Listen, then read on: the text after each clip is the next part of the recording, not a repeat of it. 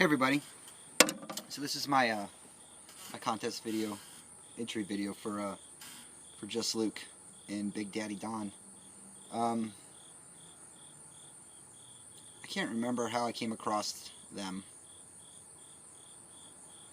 but I'm glad I did. For the life of me, I've been thinking about it the last couple of days because I put a lot of thought into this.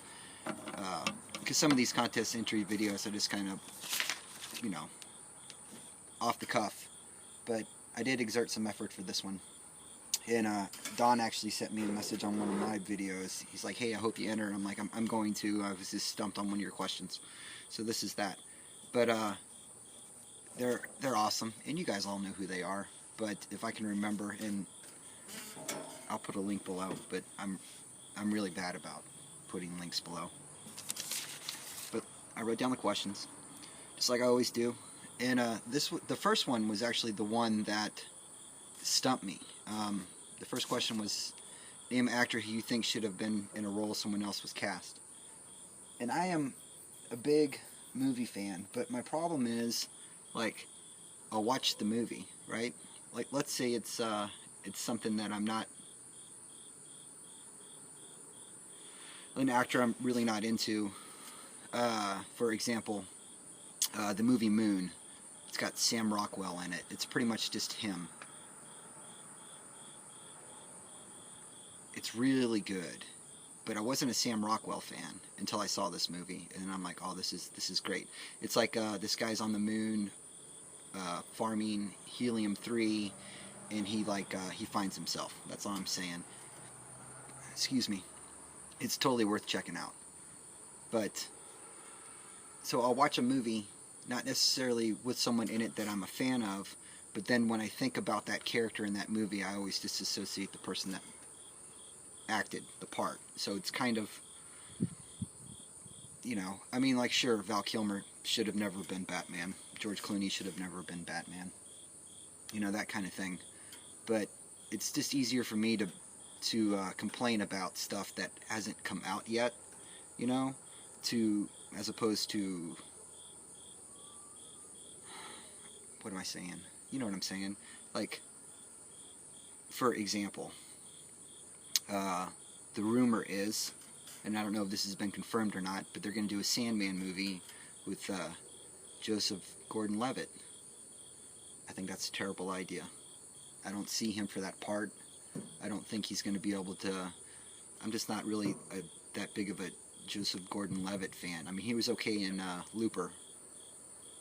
He did all right in the last Batman movie, I guess. But I mean, I just think, off the top of my head, Christian Bale, not like the moody, I'm Batman Christian Bale, but I mean, like, the one that could actually act. I mean, I think he could pull it off.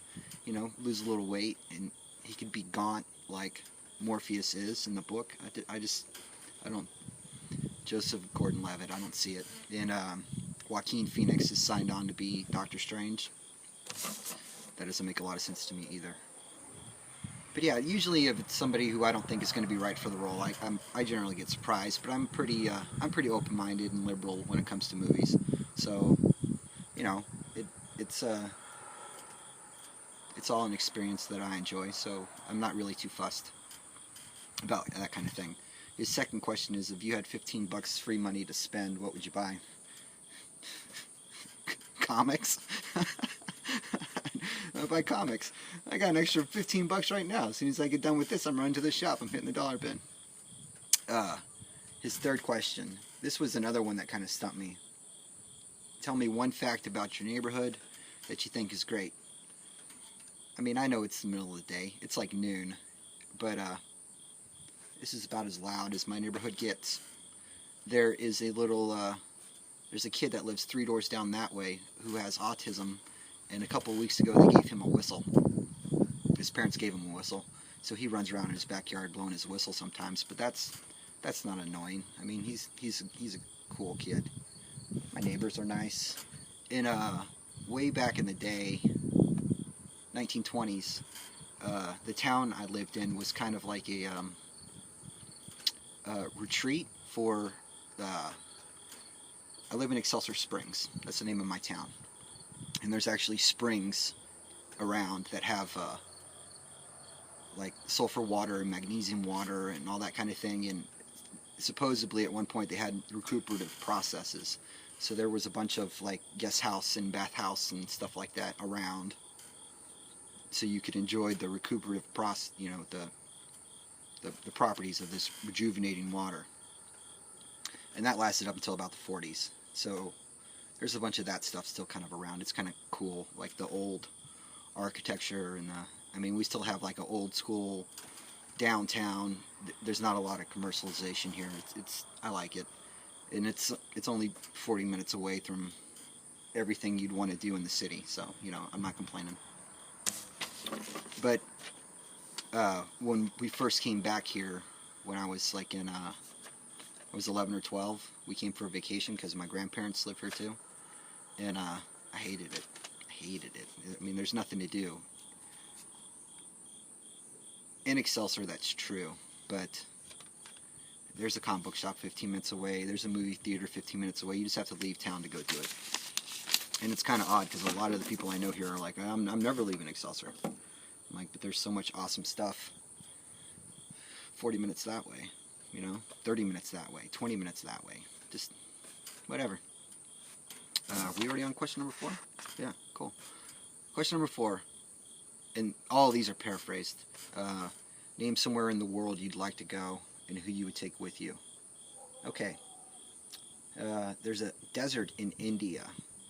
And in the middle of this desert, there's this green belt. And in the green belt, there's the Blue City. You should Google it.